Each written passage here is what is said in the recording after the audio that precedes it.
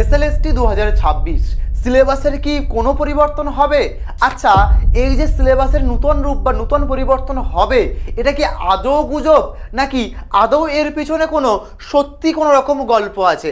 আবারও কি নতুন কোনো রাইটারের লেখা কোনো বই থেকে আমাদের পড়াশোনা করতে হবে? বা আমরা এতদিন যা শিখলাম সব কিছু কি তাহলে বাতিল হয়ে যাবে?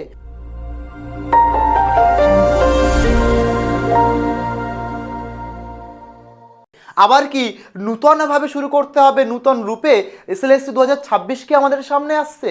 তো তোমাদের মনে এই সমস্ত প্রশ্নের সঞ্চার ঘটানো হয়েছে বা এই সমস্ত প্রশ্ন তোমার মনে আজ আলোড়নের সৃষ্টি করেছে, কারণ বিভিন্ন সোশ্যাল মিডিয়ার বিভিন্ন কথার মাধ্যমে। তো আজ আমি অক্ষরে অক্ষরে প্রুফ সহ তোমাকে দেখাতে চলেছি, প্রমাণ করতে চলেছি যে সত্যি সত্যি আদৌ এই কথাগুলোর পেছনে কতটা যুক্তিযুক্ত, কতটাই বা এই কথার পিছনে আসল সত্যতা কী বা আসল সত্য ঘটনাটাই বা কী, সবটা আলোচনা করব এই ভিডিওর মাধ্যমে।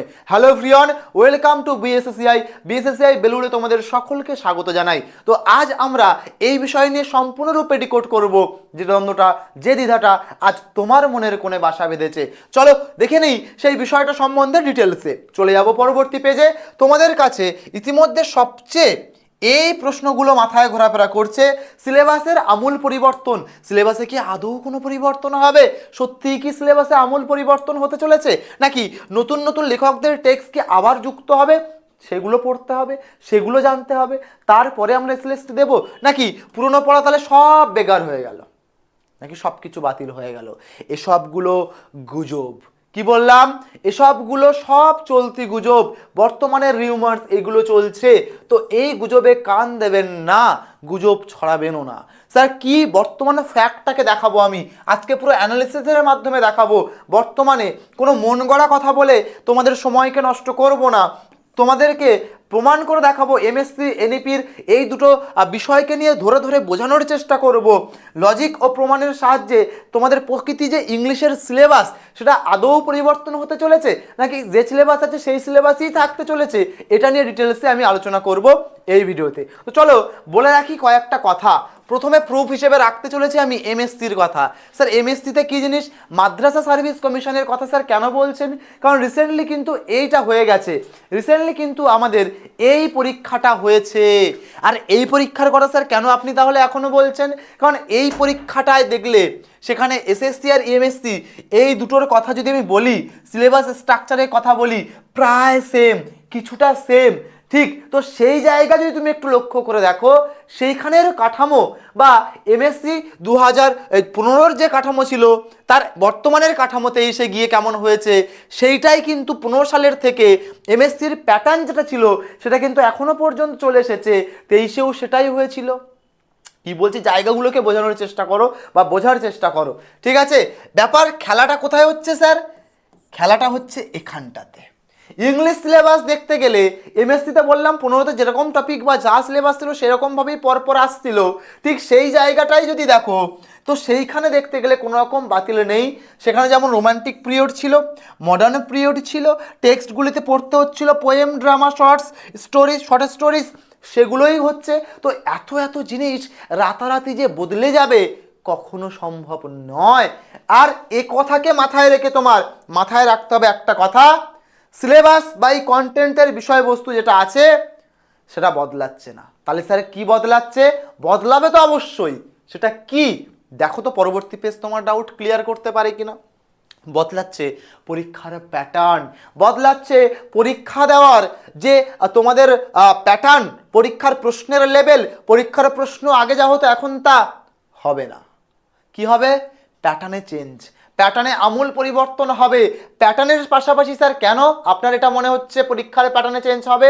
কারণ তুমি যদি দেখো তোমার পরীক্ষা যেটা হবে, তুমি 9 থেকে 12 পর্যন্ত একদমই তাই, 9, 10, 11, 12, তো সেখানে এসএলএসটির দিকে যদি একটু আমরা ফোকাস করে দেখি, বর্তমান স্কুলগুলোতে সেখানে সেমিস্টার সিস্টেম চালু করা হয়েছে।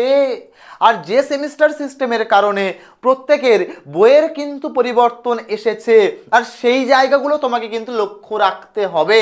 হ্যাঁ, এইখানেই প্যাটার্নে আসে আসল গন্ডগোল, আর এখানেই শুরু হয় আসল খেলা।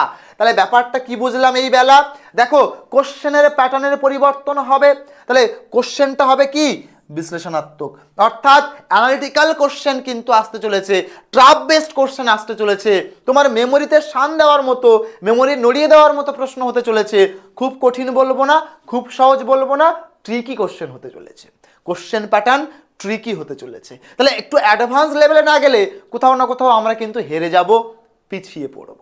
পরবর্তী যদি দেখি সেমিস্টার সিস্টেম, যে কথাটা আমি বলছিলাম, নতুন শিক্ষানীতি অনুসারে অর্থাৎ এনইপি অনুসারে পরীক্ষার কাঠামোগত এবং পর্যায়ক্রমিক মূল্যায়ন তার পরিবর্তন এনেছে এই আমাদের মাধ্যমিক বলো বা উচ্চ মাধ্যমিক বলো এই সেগমেন্টে বা সেক্টরে।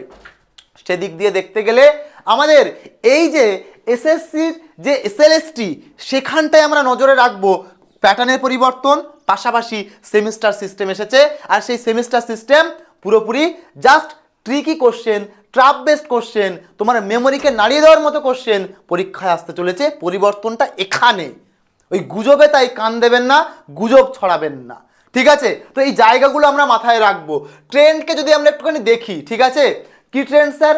আমাদের এই যে সাবজেক্ট যেটা ইংলিশ, ঠিক আছে, এর লিটারেচারের যদি ট্রেন্ডগুলোকে দেখি, যদি এমসিকিউগুলোকে দেখে বোঝার চেষ্টা করি, তাহলে আমরা কয়েকটা জিনিস বুঝতে পারবো।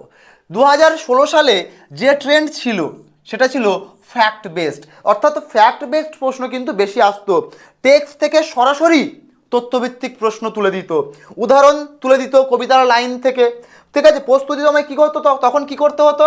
শুধুমাত্র স্যার টেক্সট পড়ে যাও, মানে রিডিং দিয়ে যাও, কবিতা পড়ে যাও, এইসব করতে তোমরা। কিন্তু এক্ষেত্রে তুমি দাঁড়িয়ে আছো 2026 সালে, এখানে তুমি যদি আজকের অ্যাডভান্স লেভেলে না শিখে নাও, আজকের তুমি ট্রাপ বেসড কোশ্চেনগুলো হ্যান্ডেল করার কায়দা না শিখে নাও, তাহলে কিন্তু পরীক্ষায় গিয়ে কোথাও না কোথাও ছিটকে যাবে। হ্যাঁ, ঠিকই শুনছো, ছিটকে যাবে, ঠিক। তো সেই জায়গাটা তোমাকে স্ট্রং করতে হবে, অ্যাডভান্স লেভেল পর্যন্ত পৌঁছাতে হবে। তোমাকে এখন আর ওই হুবহু টেক্সট থেকে সরাসরি প্রশ্ন তুলে দেবে না, পোয়েম থেকে সরাসরি লাইন তুলে দেবে না। কি দেবে স্যার? টেক্সটের গভীর অ্যানালিসিস না করলে সেখান থেকেই পরীক্ষায় প্রশ্ন দেবে, আর এখানটাই তোমরা ফাঁসবে।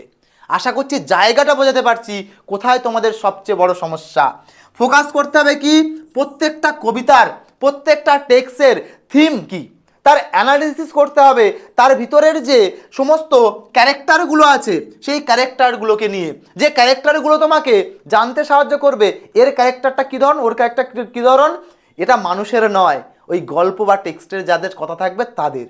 তাহলে তাদের কেন স্যার? কারণ সেখান থেকে তোমার এমন একটা ট্রিকি কোশ্চেন দিয়ে দেবে যে কোশ্চেনটা আনসার করতে গিয়ে তুমি হয়তো কোথাও না কোথাও ঘাবড়ে যেতে পারবা, ভুল আনসারটাই মার্ক করে আসবে তুমি, ঠিক আছে? তাহলে এই জায়গাগুলো আমরা রাখবো। আর সবচেয়ে যেখান থেকে পরীক্ষায় প্রশ্ন আসবে এবারে ফিগার অফ স্পিচ বা রেটোরিক থেকে, এই জায়গাটাও কিন্তু তোমাদের মাথায় রাখতে হবে। হ্যাঁ, কারণ এবারে আর এই বলেছি না, আগের গতানুগতিক প্রসেসে প্রশ্ন আসবে না, প্যাটার্নের পরিবর্তন আর সেমিস্টার সিস্টেমের ফলে পড়াশুনোরও পরিবর্তন তোমাদেরকেই করতে হবে, ঠিক আছে? তো আশা করছি বোঝা গেল। তার জন্যই তোমাদের প্রিপারেশনকে যদি আরও মজবুত করতে হয়, প্রিপারেশন জার্নি থেকে তুমি যাতে ছিটকে না যাও, বা এই যে প্যাটার্ন কথা বললাম, এই প্যাটার্ন বেসড যদি প্রিপারেশন এখন থেকে না শুরু করো, তাহলে কিন্তু অনেক দেরি হয়ে যাবে আর ছিটকে যাওয়াটা স্বাভাবিক। তাই আপনাদের কি করতে হবে? প্রিপারেশন জার্নি আজ থেকেই শুরু করতে হবে।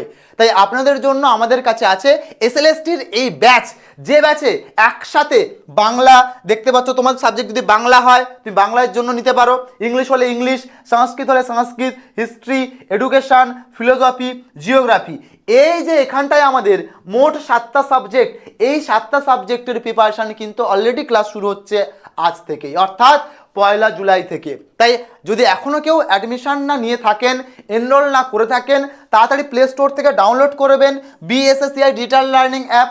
কোনো রকম অসুবিধা বা সমস্যা ফেস করলে আমার সাথে সরাসরি যোগাযোগ করুন 7890099734, এই নম্বরে আমার সাথে যোগাযোগ করতে পারেন।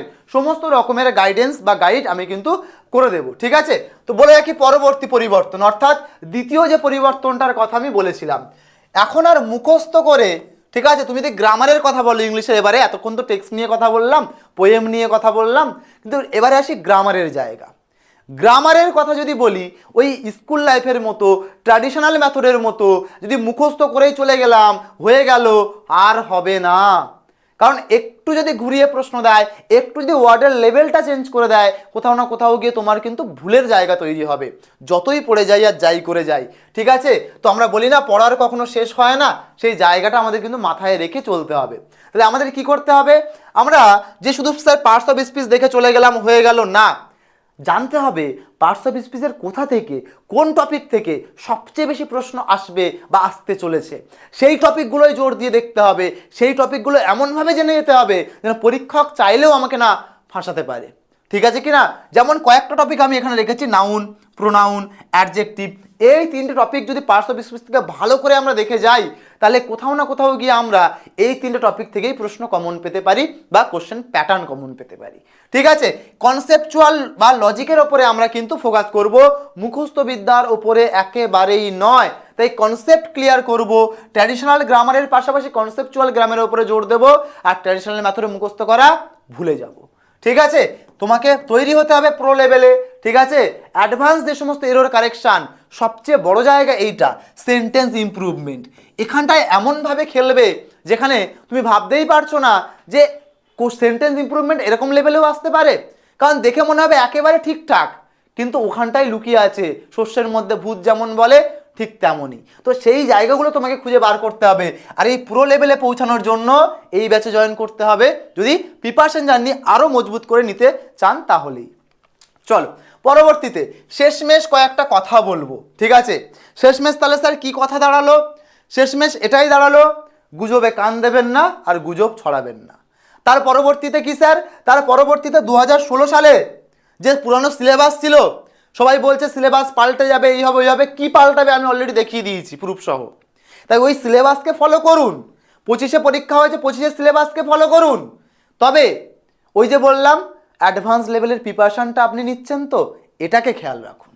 ঠিক আছে, পরবর্তীতে এই যেটাই বললাম, অ্যাডভান্স লেভেলের প্রিপারেশন যদি না থাকে তাহলে কিন্তু খুব চাপ হয়ে যাবে আনসার করা পরবর্তীতে।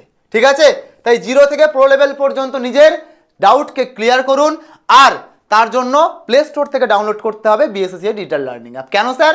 কারণ এই অ্যাপের মধ্যে আপনারা আপনাদের পছন্দের এসএলএসটির যে সাবজেক্টের যিনি আছেন আপনারা সেই সাবজেক্টের প্রিপারেশন নিতে পারবেন। ঠিক আছে, আপনাদের জন্য প্রত্যেকটা ব্যাচ অ্যাভেলেবেল আছে, 7-7টা ব্যাচ, যেটা আমি অলরেডি দেখিয়ে দিয়েছি। তো যদি এই ব্যাচের কেউ অ্যাডমিশন নিতে চান অবশ্যই প্লে স্টোর থেকে ডাউনলোড করুন বিএসএসসি ডিজিটাল লার্নিং অ্যাপ। এখানে দেখুন এই পেড কোর্স সেকশানে কিন্তু আপনারা এসএলএসটির ব্যাচ পেয়ে যাবেন। ঠিক আছে, এই ব্যাচে তাড়াতাড়ি জয়েন করার জন্য কি করতে হবে তাহলে? আমার সাথে যোগাযোগ করতে হবে এই নম্বরে 7890099734 এই নম্বরে। ঠিক আছে, এই নম্বরে যোগাযোগ করুন, বা আপনারা যদি নিজেরা পারচেস করতে চান তাহলে কুপন কোড ইউজ করতে পারেন সবচেয়ে বেশি ডিসকাউন্টের জন্য YT115 এই কুপন কোড ইউজ করতে পারেন ম্যাক্স টু ম্যাক্স ডিসকাউন্টের জন্য। সাবজেক্টগুলো আবারও বলে দিচ্ছি কী কী সাবজেক্ট আমরা পড়াবো: Bengali, English, Sanskrit, history, education, philosophy and geography. তো তাড়াতাড়ি দেরি না করে এনরোল করে নাও এই ব্যাচে। আশা করছি ভিডিওটা তোমাদের ইনফরমেটিভ মনে হয়েছে বা বুঝতে পেরেছো সত্যিই কি সিলেবাসে আমূল পরিবর্তন হতে চলেছে। তোমার মতে কি মত কমেন্ট সেকশন জানাতে ভুলো না। সিলেবাস কি সত্যিই পরিবর্তন হবে, নাকি এই কনসেপ্টটা তোমরা কোথাও যদি শুনে থাকো তাহলেও কমেন্ট সেকশনে জানিও। থ্যাংক ইউ অল, সবাই ভিডিওটা ভালো লাগলে শেয়ার করে দিও। Thank you so much, wish you all the best.